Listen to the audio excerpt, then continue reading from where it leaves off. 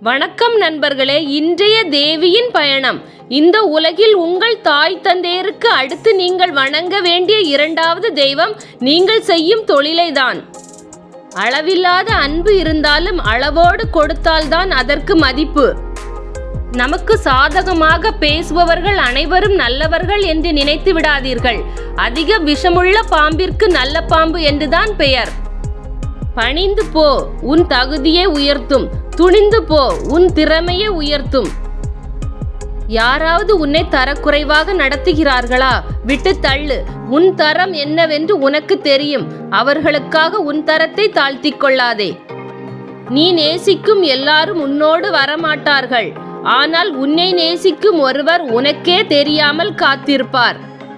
கடப்பாறைக்கு இடம் கொடுக்காத பாறை வேருக்கு இடம் கொடுப்பது எப்படி? அதிகாரத்துக்கு பணியாதது அன்புக்கு அடிபணியும். நன்றி நண்பர்களே.